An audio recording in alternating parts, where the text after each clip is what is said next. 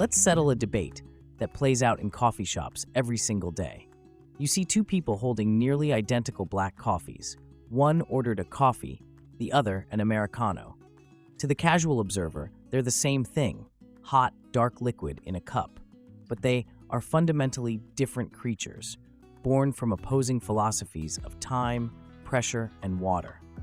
Let's break down what truly separates these two iconic black coffees, because the differences are far more than just a name. Brew Method. Here's what matters most, because the brewing process dictates everything that follows, from taste to texture. Regular coffee, which we'll define here as the familiar drip or pour-over coffee, is made through percolation.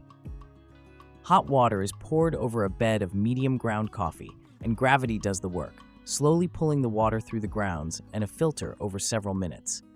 This gentle, prolonged contact time allows the water to saturate the grounds and extract a wide spectrum of soluble compounds in a controlled, steady manner. Think of it as a conversation where the water is patiently listening to what the coffee grounds have to say. The Americano, on the other hand, begins its life with a far more dramatic and forceful entrance. Its foundation is espresso, which is created by forcing a small amount of nearly boiling water through very finely ground, compacted coffee under intense pressure, typically 9 bars, or 9 times the atmospheric pressure at sea level. This entire extraction happens in just 25 to 30 seconds. It's not a conversation, it's an interrogation. This high-pressure blast extracts oils, solids, and flavor compounds that gravity-based methods simply can't access, resulting in a highly concentrated, syrupy shot of coffee topped with a layer of reddish-brown foam called crema. To transform this potent shot into an Americano, the barista simply adds hot water after the fact.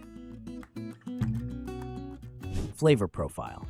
The radically different brewing methods logically lead to two distinct flavor profiles, even if you use the exact same beans. Because drip coffee is a slower, gentler extraction, it tends to produce a cup with more clarity and nuance. It allows the delicate, origin-specific notes of the bean to shine through. The bright citrus of an Ethiopian Yirgacheffe, the milk chocolate and nutty notes of a Brazilian Santos, or the earthy, spicy character of a Sumatran. The paper filter used in most drip methods also plays a role, absorbing many of the oils and finer particles, which results in a cleaner and often lighter taste. However, this method can be unforgiving. An Americano's flavor is unsurprisingly rooted in espresso. The high-pressure extraction tends to emphasize the deeper, darker notes of the coffee, often creating flavors described as toasty, nutty, or chocolatey. The process caramelizes the sugars in the coffee more intensely, giving it a rounder, bolder, and often sweeter profile than drip coffee. When you add hot water, you're essentially stretching that flavor profile over a larger volume, softening the intensity without erasing the core character.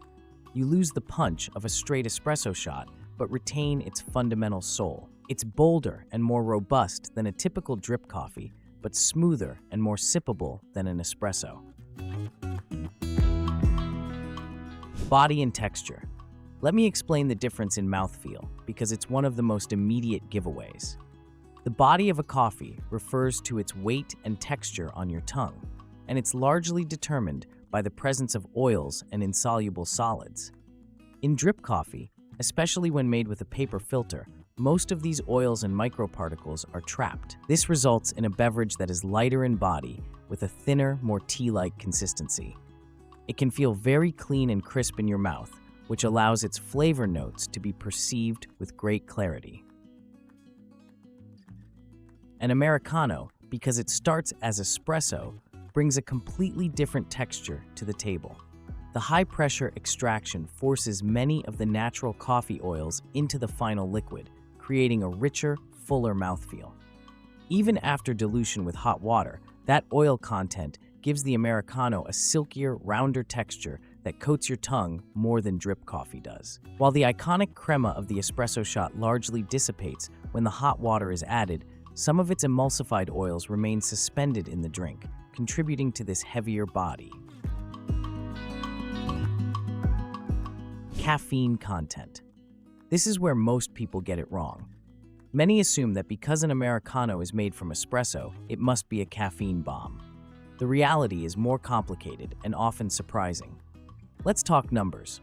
A single 1-ounce shot of espresso typically contains around 60 to 75 milligrams of caffeine. A standard 8-ounce cup of drip brewed coffee, however, contains significantly more, usually ranging from 95 to 200 milligrams. The key is the volume and contact time. Although espresso is highly concentrated, it's a very small amount of liquid made very quickly. So, a single shot Americano is actually a lower caffeine option than a standard cup of drip coffee. However, the game changes when you order a double shot Americano, which is the standard size in many coffee shops. Now you're looking at roughly 120 to 150 milligrams of caffeine, which puts it right in the same league as a strong cup of drip coffee. Therefore, the comparison isn't straightforward. An Americano gives you more control over the final caffeine content. You can specify a single, double, or even triple shot to dial the intensity up or down. Drip coffee's caffeine content is more fixed by the batch brew recipe. The misconception comes from confusing concentration with total dose. Espresso is the most concentrated, but you drink very little of it. Crema and Appearance. Visually, the most obvious difference between a freshly made Americano and a cup of drip coffee is the presence or absence of crema. Crema is that signature reddish-brown, finely bubbled foam that sits atop a well-pulled shot of espresso. It's formed when air bubbles combine with the soluble oils of the coffee under the intense pressure of an espresso machine. When you make an Americano by pouring hot water into an espresso shot, much of this crema gets disturbed and integrated into the drink. However, a faint, lacy layer or a ring of it often remains around the edge of the cup, a clear visual cue of its espresso origins. This tells you that the drink was born from pressure, not gravity. Drip coffee, on the other hand, has no crema, zero. Because it's brewed without pressure, the oils are not emulsified in the same way, and the conditions for creating that signature foam simply don't exist. The surface of a drip coffee is typically flat and dark, sometimes with a gentle swirl of steam rising from it. Its clarity can also differ. Depending on the filter used, drip coffee can range from a translucent, almost tea-like brown to a darker, more opaque black. An Americano generally appears more opaque and uniform in color due to the emulsified solids and oils from the espresso shot being suspended throughout the drink. Customization and use cases. Here's where the practical differences really come into play. Both drinks offer a canvas for customization, but they excel in different areas. Regular drip coffee is the quintessential workhorse beverage. It's what fills the pot in an office, what's served in diners, and what many people sip on throughout the morning. Its larger volume and typically moderate caffeine profile make it ideal for prolonged sipping. You can easily make a large batch to serve multiple people, and its straightforward flavor profile is a reliable starting point for adding milk, cream, or sugar. The Americano, by contrast, is more of a precision instrument. It's for the person who loves the deep, rich flavor of espresso but finds a tiny shot unsatisfyingly small or overwhelmingly intense. The primary point of customization is the ratio of water to espresso. A short Americano with less water will be bolder and closer to its espresso origins, while a long one with more water will be milder and more diluted. You can also specify the number of espresso shots to control both flavor intensity and caffeine content with a high degree of accuracy. It also makes a fantastic iced coffee. Because the espresso base is so concentrated, it doesn't get overly diluted when poured over ice, maintaining a robust coffee flavor that can stand up to melting ice far better than chilled drip coffee can. Related comparison: long black. Just when you think you have it all figured out, the long black walks into the room. It's a drink so similar to an Americano that they are often confused, but the distinction is all in the assembly, and it makes a noticeable difference. As we've established, an Americano is made by pouring hot water on top of espresso shots. A long black flips that script. The espresso shots are poured on top of the hot water. Here's why it matters. By pouring the espresso over the water, the crema remains much more intact. It floats beautifully on the surface, preserving the aromatic compounds that are a huge part of the espresso experience.